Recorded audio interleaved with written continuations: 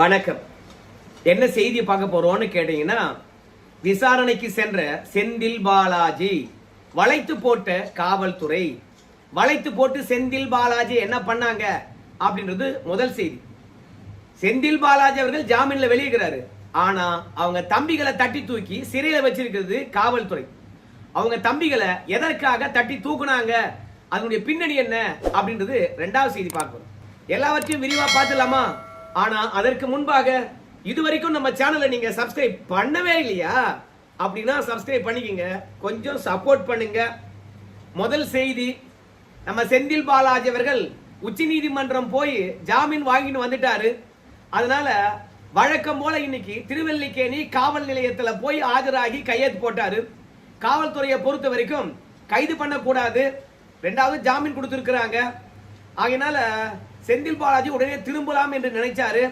ஏப்பா நில்லு, வழக்கம் போல விசாரணைக்கு அழைத்தா வர்றன் தானே சொன்ன, நீ வாங்க, குதிரை பேர வழக்கிலும் விசாரிக்கணும், இரண்டாவது டாஸ்மார்க் வழக்கிலும் விசாரிக்கணும் வா அப்படின்னு கூப்பிட்டு போய் நம்ம செந்தில் பாலாஜி அவர்களை 1 மணி நேரத்துக்கு விசாரித்திருக்கின்றார்கள்.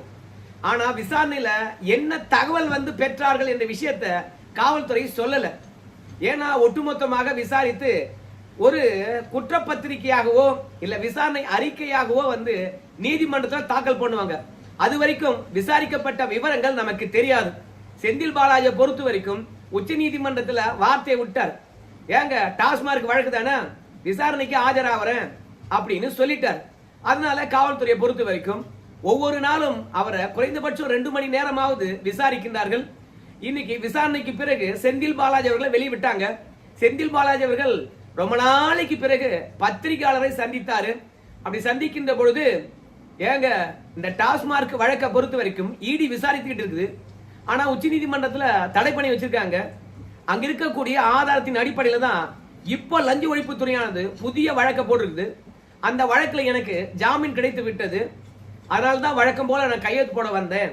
அது மட்டும் கிடையாது, இந்த குதிரை பேர வழக்கில் ஆரம்பத்தில் என் பேர் இல்லை எஃப்ஐஆர்ல, ஆனால் இப்பதான் புதுசா அந்த எஃப்ஐஆர்ல என் பெயரை சேர்த்திருக்காங்க. முதல் குற்றச்சாட்டிலும் என்னுடைய பெயர் இல்ல, எஃப்ஐஆர்லயும் என்னுடைய பெயர் இல்ல. அதே மாதிரி மடியில கனம் இல்ல, வழியில பயம் இல்ல. சோ இவற்றையெல்லாம் நாங்க சட்டப்பூர்வமாக எதிர்கொள்வோம். அவங்க வேலை விசாரித்தார்கள். எனக்கு தெரிந்த தகவலை நான் சொல்லிட்டு வந்திருக்கிறேன், விசாரணை போயிட்டு இருக்குது அப்படின்னு சொல்லிட்டு செந்தில் பாலாஜி அவர்கள் கிளம்பி சென்றார்கள். ஆனா செந்தில் பாலாஜி அவர்களுடைய ஜாமீன் மனுவை பொறுத்த வரைக்கும் இன்னும் 4 வாரங்கள் தான். அதற்கு பிறகு செந்தில் பாலாஜி அவர்களை கைது பண்ணணும். ஆனா டிவிகே காரங்க இருக்காங்கல்ல, அவங்க கிட்ட கேட்டோம், ஏங்க செந்தில் பாலாஜி அவர்களை ஒவ்வொரு வழக்கிலும் ஜாமீன் வாங்குறதுக்கு விட்டுறீங்க, அவரை கைது பண்ண மாட்டீங்களே அப்படின்னு சொல்லிட்டு கேட்டோம். அதுக்கு டிவிகே காரங்க என்ன சொன்னாங்க கேட்டீங்கன்னா, செந்தில் பாலாஜி அவர்களை கைது பண்றதுல நாங்க ஒன்னும் ஈடுபாடு காட்டலீங்க, ஆனால் அவருக்கு தண்டனை பெற்று தரணுங்க. அதிமுக ஆட்சியிலும் தப்பிச்சிட்டாரு, திமுக ஆட்சியிலும் தப்பிச்சிட்டாரு, அப்புறம் எத்தனை நாளைக்கு தாங்க தப்பிச்சுக்கிட்டே இருப்பாரு. அதனால கைது பண்றது தீர்வாகாதுங்க. எப்பயா இருந்தாலும் 3 மாசத்துக்கு பிறகு அவருக்கு ஜாமீன் கொடுத்துருவாங்க. ஆனால் அதை தாண்டி குற்றம் நிரூபிக்கப்பட்டால் நிரந்தரமாக சிறையில தள்ளலாம். அதற்காக தான் செந்தில் பாலாஜியுடைய வலதுகரமாக இருந்த தம்பிகளை எல்லாம் தட்டி தூக்கி இருக்கிறோம் அப்படின்னு சொன்னாங்க. ஆமாங்க, இந்த டாஸ்மார்க் வழக்குல ரமேஷ் மற்றும் கார்த்திக் 2 பேரை தட்டி தூக்கி இருக்குது காவல்துறை. 2 நாள் விசாரித்து இருக்கின்றார்கள். நீதிமன்றத்தில் ஆஜர்படுத்தி சிறையில் அடைச்சிருக்கின்றார்கள். மீண்டும் காவல் எடுத்து விசாரிக்க போறாங்க.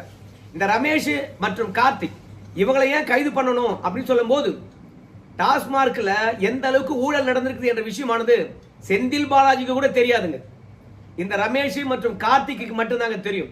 செந்தில் பாலாஜி அமௌண்ட் வாங்குறவர் மட்டும்தாங்க. இடையில எவ்வளவு கொள்ளடிச்சாலும் சரி இந்த ரமேஷ் கார்த்திக் மட்டும்தாங்க தெரியும். இந்த ரமேஷ் கார்த்திக் யார் தெரியுமா? இவங்க தான் தமிழ்நாடு முழுவதும் ஒரு சிண்டிகேட் அமைத்து கரூர் கேங் என்ற போர்வையில பார்ட்டி ஃபண்டும் மினிஸ்டர் ஃபண்டும் கலெக்ஷன் பண்ணுவாங்க. கொங்கு மண்டலம் மட்டும் கிடையாது, தமிழ்நாடு முழுவதும் காசை கலெக்ஷன் பண்ணது இவங்க 2 பேர் தான். அதனால செந்தில் பாலாஜி ஓடி போய் ஜாமீன் வாங்கட்டும், ஒன்னும் பிரச்சனை இல்லை. ஆனால் ஊழலை கண்கூடா நம்ம பார்த்தது இந்த ரமேஷ் மற்றும் கார்த்திக் இடத்துல தான். அவங்களை கைது பண்ணாவே போதும், எல்லா வேர்களையும் நம்ம பிடிச்சிடலாம், ஆதாரங்களை திரட்டலாம். ஏன்னா இடி வழக்குல ஏகப்பட்ட எவிடன்ஸ் கொடுத்துருக்காங்க. அந்த எவிடன்ஸுடன் வந்து இவங்க கிட்ட விசாரித்து இவங்க கிட்ட பெறுகின்ற தகவல் அதோட போச்சுன்னா திருவல்லிக்கேணி காவல் நிலையத்தில் விசாரிக்கப்படுகின்ற அந்த தகவல் இவற்றையெல்லாம் ஒட்டுமொத்தமாக திரட்டி 4 வாரத்துக்கு பிறகு உச்சநீதிமன்றமானது செந்தில் பாலாஜி வழக்கை மீண்டும் கையில் எடுக்க போறாங்க. இந்த டாஸ்மார்க் வழக்குல ஜாமீன் கொடுத்தது அந்த தருணத்துல பாருங்க, தேவையானவர்களை எல்லாம் நாங்க விசாரித்து விட்டோம். ஆனா செந்தில் பாலாஜி அவர்களை காவல்ல வைத்து விசாரிக்க வேண்டியதா இருக்குது. இப்ப ரமேஷ், கார்த்திக் இவங்க 2 பேரையும் விசாரித்தோம். அந்த தகவலை பாருங்க, செந்தில் பாலாஜி விசாரணைக்கு ஒத்துழைத்தார். ஆனா அவர் சொன்ன தகவலை பாருங்க, இவங்க சொன்ன தகவலுக்கும் செந்தில் பாலாஜி சொன்ன தகவலுக்கும் பெரிய முரண்பாடு இருக்கு. இவரை காவல் நிலையத்தில் வச்சு விசாரிச்சா சரிபட்டு வராதுங்க. அதனால தொடர்ச்சியாக வந்து பாத்தீங்கன்னா காவல்ல எடுத்து விசாரித்தாதான் சரியா இருக்கும். எங்களுக்கு நிறைய எவிடன்ஸ் பல இடங்கள்ல இருந்து வந்திருக்குதுங்க. அவற்றையெல்லாம் சாதாரணமா காவல் நிலையத்துல கையெழுத்து போடு வருகின்ற அந்த 1 மணி நேரத்துல விசாரிக்க முடியாதுங்க. நீண்ட விசாரணை 10 மணி நேரம் 13 மணி நேரம் ஒரு நாளைக்கு விசாரிக்கணுங்க. அதுக்கு நாங்க அவரை காவல்ல வச்சு விசாரிச்சாதாங்க சரியா இருக்கும் அப்படின்னு நிச்சயமாக செந்தில் பாலாஜியுடைய ஜாமீனை ரத்து செய்து செந்தில் பாலாஜியோட சிறையில அடைத்து போலீஸ் காவல்ல எடுத்து விசாரிப்பாங்க. இன்னும் 4 வார காலத்துக்குள்ள செந்தில் பாலாஜி அவர்கள் எல்லா எவிடன்ஸையும் மறைக்கணும், 2வது அழிக்கணும். ஆனா செந்தில் பாலாஜியை பொறுத்த வரைக்கும் அவருக்கு தெரியாது ரமேஷ் அவர்கள் என்ன உண்மையை கக்கியிருக்காங்க, அதே மாதிரி கார்த்திக் என்கின்றவர் என்ன உண்மையை கக்கியிருக்காங்க என்று தெரியாது. ஆனா அவங்க கக்கன விஷயத்தை ஒருவேளை செந்தில் பாலாஜி அவர்கள் காவல்துறை கிட்ட சிக்க கூடாது, நம்ம கிட்ட இருக்கக்கூடிய எவிடன்ஸ் சொல்லிட்டு அதை அழிச்சார்னு வச்சுங்களேன், செந்தில் பாலாஜி நிரந்தரமாக சிறையில தான். அதனால தான் செந்தில் பாலாஜி அவர்களை சுதந்திரமா நடமாட விட்டு அவருடைய வலதுகரங்கள் அவருடைய தம்பிகள் எல்லாம் தட்டி தூக்கி உள்ள வச்சு விசாரிச்சுட்டு இருக்காங்க. சோ செந்தில் பாலாஜி அவர்களையும் கைது பண்ணி விசாரிப்பாங்க. அப்போ ஏற்கனவே விசாரித்த அத்தனை எவிடன்ஸும் செந்தில் பாலாஜி அவர்கள் முன்னாடி வச்சு செந்தில் பாலாஜி கிட்ட கேள்வி கேட்பாங்க. முரண்பட்ட தகவல் இருந்ததுன்னா நீதிமன்றத்துக்கு போகும். நீதிமன்றமானது செந்தில் பாலாஜி அவருக்கு உரிய தண்டனை கிடைக்கும். இவற்றையெல்லாம் 3 மாசத்துல நாங்க முடிக்கிறோம் பாருங்க. செந்தில் பாலாஜி அவர்கள் வெளியே போயிடலாம், ஆனா தண்டனையிலிருந்து தப்ப முடியாது அப்படின்னு டிவிகே காரங்க சொல்றாங்க. அதே மாதிரி குதிரை பேர வழக்குல செந்தில் பாலாஜிக்கு எதிரான எவிடன்ஸ் எதுவும் கிடைக்கலையாம். அதனால தான் டாஸ்மார்க் வழக்க ஈடுகிட்ட இருந்து இந்த தமிழக வெற்றி கழக அரசாங்கமானது வாங்கிச்சான். அதனால எதனா ஒரு வழக்குல உள்ள தூக்கி போட்டே ஆகணும் அப்படின்றது தான் டிவிகேவுடைய எண்ணம். கண்டிப்பா டாஸ்மார்க் வழக்குல தண்டனை கிடைக்கும், உள்ள இருப்பாரு. இடைத்தேர்தல் மற்றும் உள்ளாட்சி தேர்தல் மற்றும் நாடாளுமன்ற தேர்தல், இந்த 3 தேர்தலுக்கும் செந்தில் பாலாஜி அவர்கள் தண்டனை பெற்று சிறையில் இருப்பாரு. தண்டனை பெற்ற பிறகு அவருக்கு ஏன் ஜாமீன் தர போறாங்க? மருத்துவ காரணங்களா? எங்க விசாரணை தருணத்துல மருத்துவ காரணங்களை சொல்லி ஜாமீன் பெறாதவரு தண்டனை பெற்ற பிறகு மருத்துவ காரணங்களை சொல்லி ஜாமீன் கேட்டார்னா கொடுக்க மாட்டாங்க.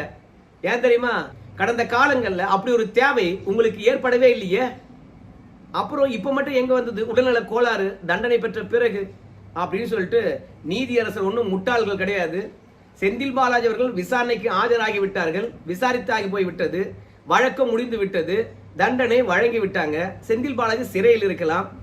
ஆனா மேல்முறையீட்டுக்காக 1 மாத காலம் அவகாசம் கொடுப்பாங்க. சோ மேல்முறையீட்டுல போய் செந்தில் பாலாஜி நிரபராதி என்று நிரூபிக்கலாம். ஆனா அதற்காக பொன்முடி மாதிரி வயோதிகத்தை காரணம் காட்டி வெளியில வர முடியாது செந்தில் பாலாஜி அவர்களால. அதனால்தான் செந்தில் பாலாஜி அவர்களை திட்டம் போட்டு தான் வெளியே விட்டுருக்காங்க அப்படின்னு சொல்றாங்க. எல்லாமே வந்து டிவிகே காரங்க சொல்றதுதான். ஆனா விசாரணை எந்த கோணத்துல போயிட்டு இருக்குது அப்படின்னு நமக்கு தெரியல. எல்லாரையும் ஏமாத்தின செந்தில் பாலாஜி விஜய் ஏமாத்த மாட்டாரா அப்படின்றது திமுக காரனுடைய எண்ணமா இருக்குது. இந்த வீடியோ தொடர்பாக உங்க கருத்து சொல்லுங்க. நன்றி.